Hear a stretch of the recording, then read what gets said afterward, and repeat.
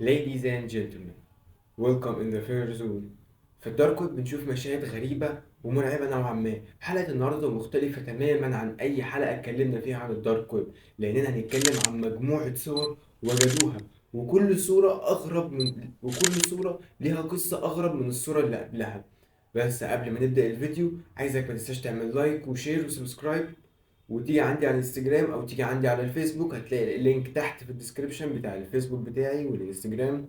ورمضان كريم عليكم، كل سنه وانتم طيبين، ويلا بينا نبدأ الفيديو. هذا المقطع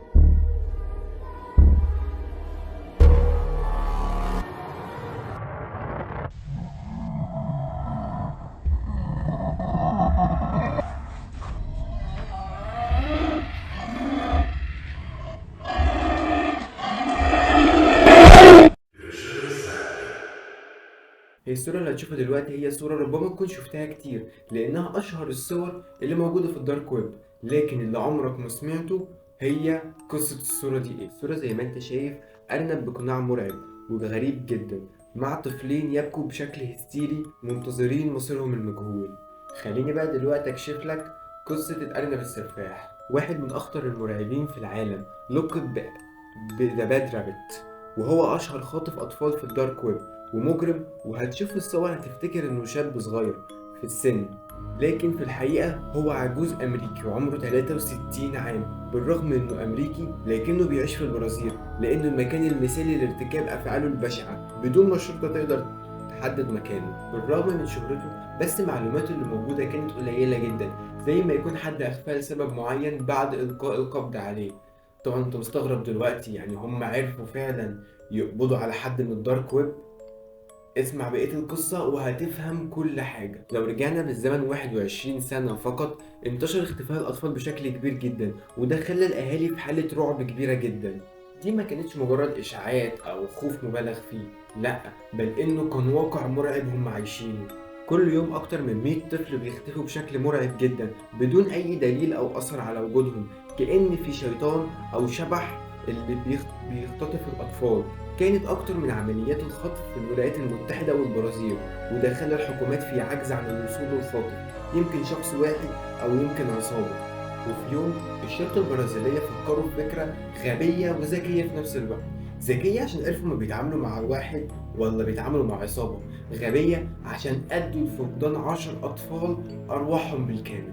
كانت الخطة إنهم يلبسوا أطفال ساعات فيها GPS قوي عشان يقدروا يحددوا موقع الخاطف بكل سهولة، وإنهم يحطوا الأطفال في أماكن متفرقة وظروف مثالية للخطف، ويراقبوهم مجرد ما يجي الخاطف ويسرق الأطفال، ويتبعوا موقعهم لحد ما يوصلوا للمقر الخاص بيه. بالفعل نفذوا الخطة بالحرف الواحد، والفار وقع في الفخ، وعرفوا إنهم بيتعاملوا مع عصابة كبيرة جدا، مش نفر أو اتنين. واللي كان بيميزهم كلهم هو اللبس الموحد اللي كانوا لابسينه، وهو لبس الأرنب المرعب. اللي كان مرعب إن بعد خطف الأطفال توقفت علامات التتبع في أماكن مختلفة، كل الأماكن مهجورة. وصلت الشرطة لكل الأماكن اللي كان فيها GPS، وكانت عبارة عن محطات قطار أو بيوت مهجورة. لما دخلوا الأماكن لقوا الساعات موجودة، لكن الخاطفين والأطفال اختفوا، كأن الأرانب كشفوهم وعرفوا الشرطة بتفكر إزاي.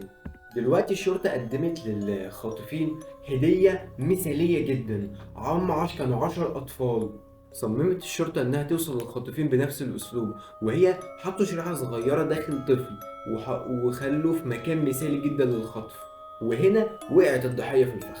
تم الخطف بالفعل، وما انتبهش العجوز إن في شريحة داخل الطفل، وبحذر شديد جدا تتبعت الشرطة مكانه ووصلوا للمقر المرعب. فنصيحة مني، لو قلبك ضعيف ومش تستحمل الجزئية دي، قدم الجزئية دي بس من الفيديو. الشريحة وصلتهم لمزرعة ضخمة جدا ومهجورة وسط الغابة في مكان خطير جدا. اقتحمت الشرطة المكان وشافت أبشع مشهد هتشوفه في حياتك كلها: أدوات تعذيب بشعة، بقايا أجساد أطفال في كل مكان، رائحة نتنة جدا، وأقنعة الأرانب في كل حتة، مجموعة كبيرة جدا من الغرف الحديدية فيها النور الأحمر، مئات من شرائط الفيديو تحتوي على أطفال تم تعذيبهم بطريقة بشعة لغاية ما فرقوا الحياة.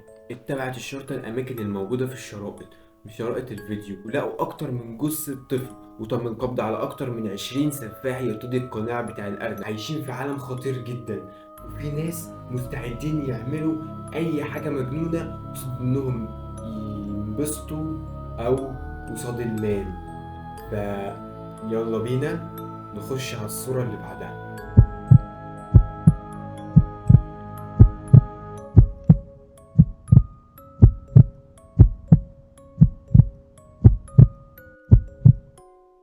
الصورة اللي بعدها لمجموعة من الأشخاص بيلبسوا زي أبيض غريب، واضح إنهم بيمارسوا طقوس معينة، وراجل ينحني كأنه بيصلي، وفي امرأة بتطير في الهواء بشكل مخيف جدا. تم العثور على الصورة دي في أحد مواقع الدارك ويب، وعملت ضجة كبيرة جدا، وقالوا إن الصورة دي تم التلاعب فيها بمواقع الإيديت.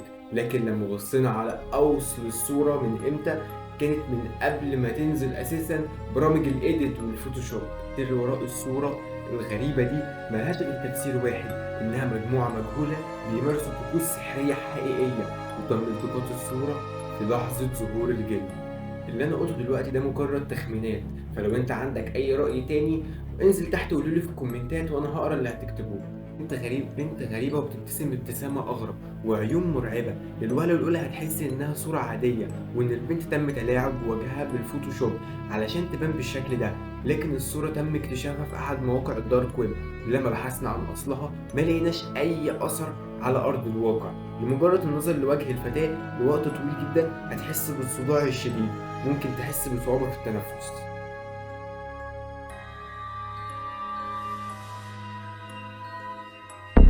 بعض الصور بتبقى مرعبة أكتر من اللازم، وممكن تلحقك في أحلامك.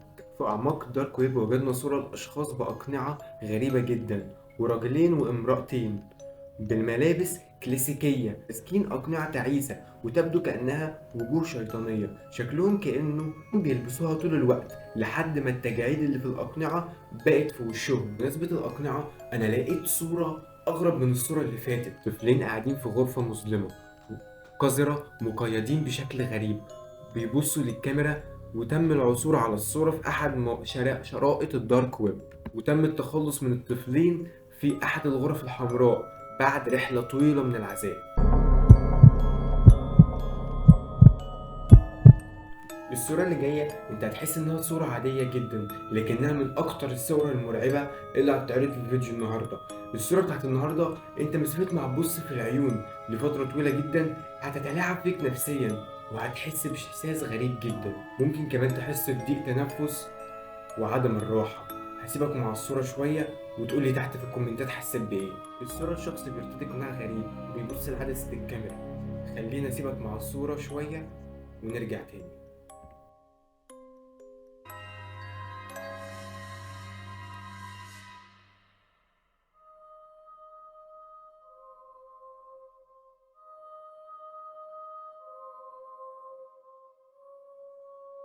وكده تكون خلصت حلقة النهاردة. لو وصلت معانا لغاية هنا فاعرف انك شخص مفضل جدا بالنسبة ليا. متنساش بقى انك تعمل لايك وشير وسبسكرايب ونعرف الناس كلها على الجمهور العظيم. ما تنساش ما تنساش لينك الانستجرام بتاعي تحت في الديسكريبشن، وبرضه لينك الفيسبوك بتاعي تحت في الديسكريبشن لو عايز تعمل لي اد. خليك في امان عشان اشوفك الفيديو الجاي. تشاو.